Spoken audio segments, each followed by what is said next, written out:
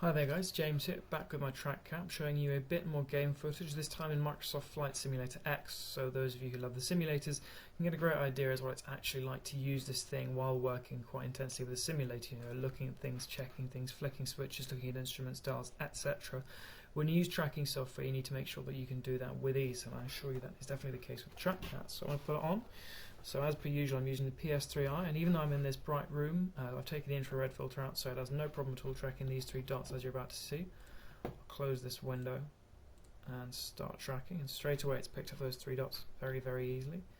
Turn that off a bit, and as you can see, even though I've got that bright light behind me, it's not an issue at all. It's having no problem tracking those lights. So let's jump into Flight Simulator. Center my view a little bit. So I'm flying out of Canmondelia, and what I'm going to do for you guys today is I'm going to do a cold and dark start, so everything is as it would be when you sit down in the plane, so you know what it's like going through all the things and flicking switches and whatnot. So first things first, let's turn our battery on, let's get our instruments started. So as you can see straight away I can zoom right in, use the mouse almost as an extended finger, as a hand.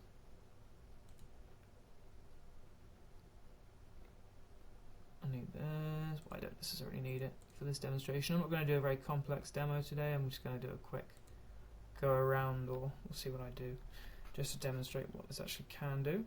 So starting those engines up one at a time, let's do the right engine first, or engine 2.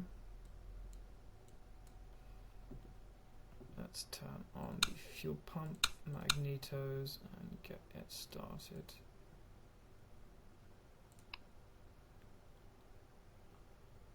Oh, what am I missing? Oh yeah, of course, I've got to turn down the fuel supply, which is all the way down here, that's the one. Turn these on, and give it another go.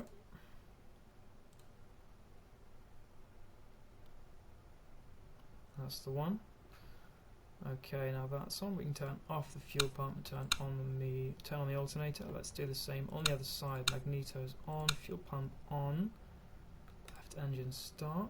Oh, hang on, got to give it some mix and some RPM and a bit of throttle as well. Give it another go.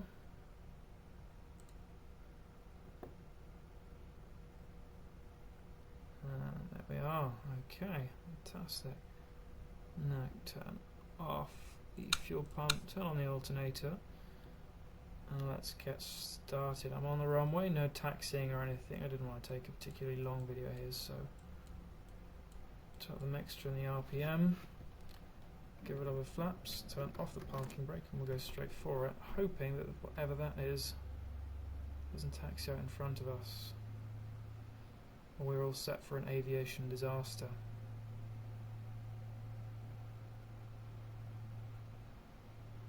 Yeah, we'll miss him. It's fine. It's fine. An issue.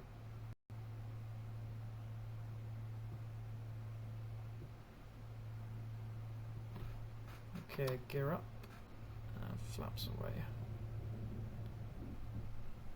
Bank around to the left here. So immediately you notice my head starts rolling as I start tracking it with the horizon. Start looking out to where I'm turning so I can get a clear view of where I'm going. That should need to be, I can immediately refer back to the instruments, back to the artificial horizon, and you can do a spoken wheel type scan of all your instruments like you would if you were an actual pilot to make sure everything is as it should be. So I'll come left over the bay here. Nothing helps you realise how good and how beautiful a game is than being able to use tracking software on a Trackhat like this. You can really look around and give yourself a fantastic idea of just how pretty everything is.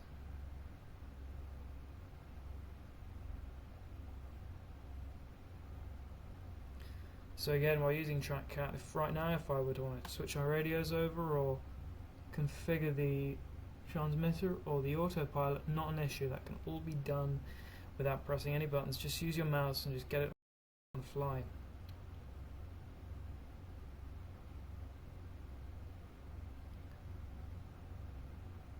Right down over my wing over there.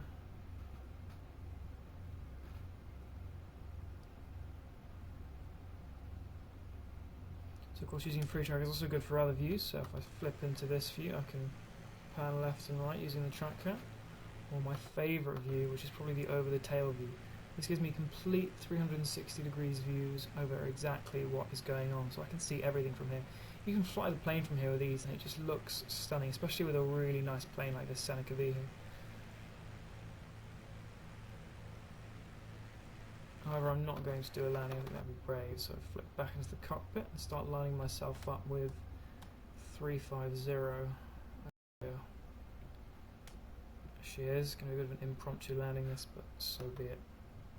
So, I can immediately start looking around, looking at my instruments, looking at my speed, glide slope, whatever else you would need to look at, the flight director.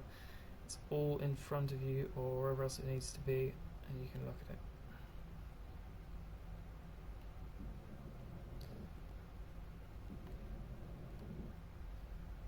I'll have no comments about my flying. This video is not not a demonstration of any ability I have, because it is awful.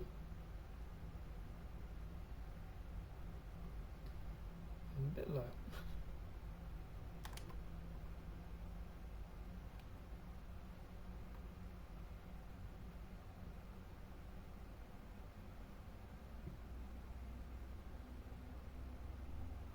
So again, something like this where you usually find yourself stuck, not being able to look over the nose of the aircraft, you can just sit up in your seat using Trackhat and just have a really good look ahead of you, whereas in other situations you might be stuck looking at the instruments, not knowing what's going on. But not an issue here. Again, wanting to look back down at those instruments, I can, or look straight back up at the runway. You can look away from what you're doing and focus on something else immediately, and that is so useful when you're trying to do things the right way. Not like I am now.